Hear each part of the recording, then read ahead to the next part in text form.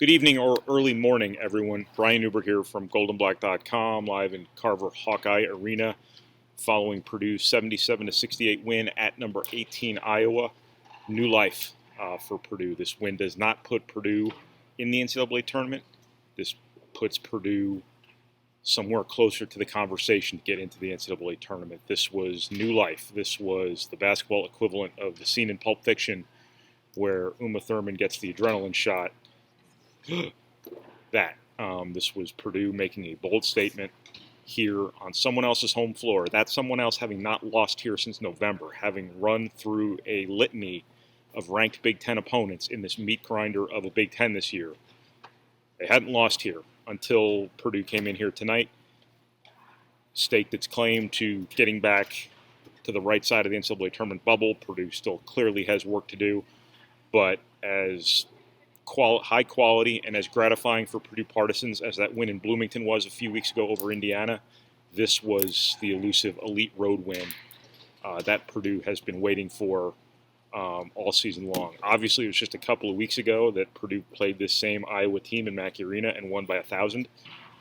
I don't think any reasonable person would have looked at this game and said, looking at the body of work for Purdue at home, looking at the body of work for Iowa both at home and on the road, I don't think any reasonable person would say this game is going to unfold that way. But remarkably, this game did unfold that way. Purdue did not win this game by 36. Purdue won this game by 9, may as well have been 15.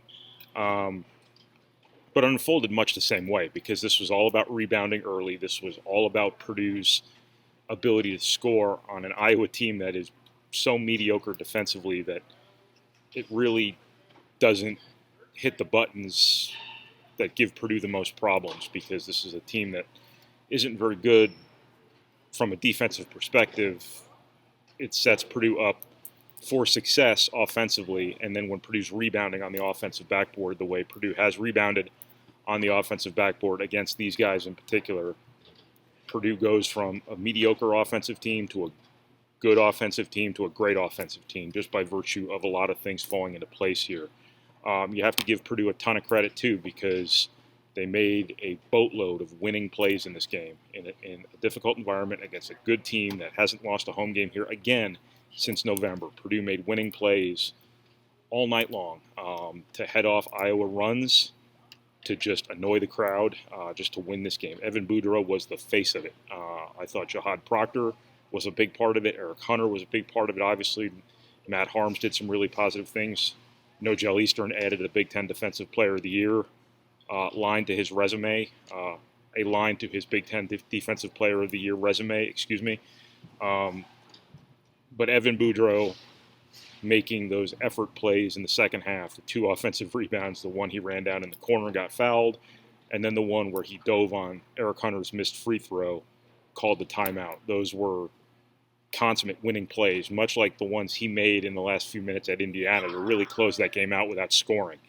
Can't say enough about what Evan Boudreau did here tonight. He was damn near a superhero. I thought he was the best player on the floor in this game, and this game included the likely Big Ten Player of the Year in Luka Garza. Boudreau was fantastic. Eric Hunter was fantastic in a different sort of way. I thought Eric Hunter was more timely plays than it was the sorts of plays that Evan Boudreau made. Hunter making 2 threes there in the last 6 minutes. The 3 to beat the shot clock was the scene in Dumb and Dumber where he reaches into his chest, pulls out the heart. Quoting a lot of movies tonight. This is what I have movies playing in my head all day, every day, and this is just my platform to just recite them to you. Eric Hunter ripped Iowa's heart out with that 3 off the inbound with 3 seconds left in the shot clock. Huge play. Eric Hunter was Purdue's closer. He was really, really good in this game, as well as Purdue largely was. Again, I thought Matt Harms did some really positive things defensively. I thought Nogel Eastern was elite defensively once again. Joe Wieskamp is really good, and he scored 8 points and 10 points respectively against Purdue. And he would have had 8 again if he didn't get a layup with 2 seconds on the clock. It didn't matter. I thought that Nogel Eastern has done a phenomenal job guarding Joe Wieskamp.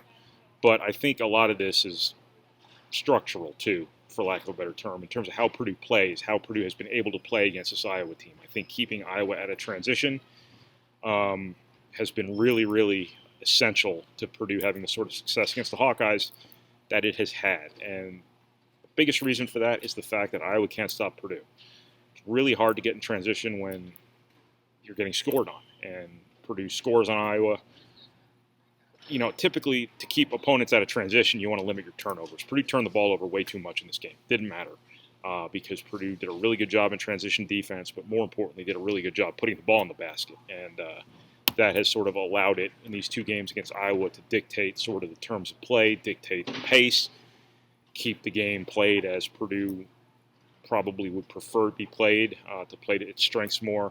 I also just think Iowa's a good matchup for Purdue. I think Iowa is, not the most athletic team in the Big Ten. They're not the most defensive-minded, shall we say. I think Purdue's got two good big guys they could throw at Garza. I think they're really good at double-teaming the post. I think Evan Boudreau does a really nice job with that element of defense. And Purdue just stacks up okay against these guys. This is the highest-scoring team in the Big Ten, by the way, by a relatively wide margin. And Purdue has done a pretty good job holding them down, making sure that Garza is going to work for his points. He gets them, but then nobody else beats you. Nobody else beats you. Purdue's happy to let Connor McCaffrey shoot all he wants. He'll make two of them. Won't matter. Take away Joe Wieskamp because you have the best perimeter defender in the Big Ten. Great. People about Nogel Eastern always say, oh, well, he can't score, so you're playing 4-on-5. No, you're not. You're playing 4-on-4 because his guy's not scoring, and there's not a team in the world that wouldn't take the trade of your number 5 scorer for their number 1 or 2 scorer. That is the luxury Nogel Eastern gives you. He is an elite defender. Proved it again tonight, taking out a top 10 scorer in the Big Ten. Once again, Joe Wieskamp gets his 10 points. Not a single one of them mattered. So lots of guys made winning plays. I thought a couple things you saw in this game. One thing that jumps out is that upperclassmen really kind of carried you to this one. I thought Evan Boudreau, again, was the best player in this game. Clearly, he is still pissed off at Iowa about recruiting from many years ago. That's a real thing. Vince Edwards was the same way about Michigan. Tended to bring their best against those guys. Great. Whatever floats your boat. Purdue's the beneficiary. Great. Jahad Proctor, I thought, really helped buoy Purdue. I love the word buoy, not boo-buoy. Northwestern guard buoy, as in stabilizing force. I thought Jahad Proctor came up with some really big baskets at really important times in that second half when, things were getting a little dicey for Purdue there where, it was a 17-point or a 21-point game late in the first half. Iowa scores right before halftime, cuts it to 19. I think they got it down to like 17 or whatever it was. Seemed like things were ramping up a little bit for Iowa. Purdue was struggling to score a little bit. Proctor really kind of shepherded them like sheep through those treacherous waters of that phase of the game. An upperclassman stepping up. I thought Harms and Eastern, those are your two most experienced guys. I thought they were both really good defensively. I thought Nogel Eastern did a lot of positive things offensively, too, as a passer, as a facilitator, whatever it may be. I thought he did some really positive things. Both of your juniors were good. This was your upperclassmen playing like upperclassmen in a game where your season was essentially on the line here. This was a zero-sum elimination game. I know I've said that about a bunch of games this year, but I think it's been true every time. Had Purdue lost at Northwestern, we're not even having this conversation right now. I thought the Michigan game was kind of that way. Purdue lost that game, obviously. Probably made it up today. At the very least, if you want to look at it as a pros and cons, plus-minus sort of deal, this win either makes up for Michigan or erases Nebraska. Nebraska is still the one that is the lead balloon tied to Purdue's ankle here. Huge win, obviously. This is the level of play you've wanted on the road all season long. You had to wait till March 3rd really to get it. At the end of the day, this team that has struggled so much on the road all season long ends up with 3 Big Ten road wins, which when you look at everybody else, that stacks up okay. That's not the worst the Big Ten has to offer. Purdue gets a good win at Indiana. Purdue gets a good win here. Those are 2 quad 1 road wins. Purdue gets the Northwestern game. That's not a good win, but it would have been a horrific loss had you lost it. Point is, this team that couldn't win a road game for the longest time all of a sudden ends up with 3 of them at the end of the day. That's not the worst thing in the world. You would have liked to have taken care of your home floor a little bit better against Penn State, Michigan, and so on. Now, obviously, all you can do is just win. I mean, we've been saying that for a couple weeks now. Purdue's got to beat Rutgers. Got to beat Rutgers. Rutgers should be as desperate as they come.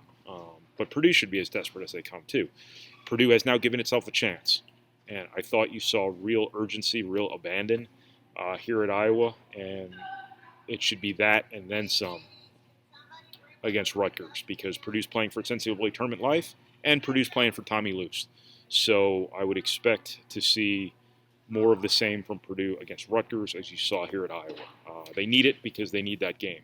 So that's what I got from Carver Hawkeye Arena here in Iowa City. This is Brian Neubert from goldenblack.com. Thank you for watching. Thank you for reading. Thank you for listening. And thank you for processing our materials, however you process our materials. All our coverage is up on the site. Please go check it out. We'll talk to you again this weekend, whatever day the game is. I have no idea. I wake up in the morning, find out there's a game. I go to it. I write down what happens, and I tell you. This weekend, Rutgers. I'll talk to you after Rutgers. Thanks, everybody.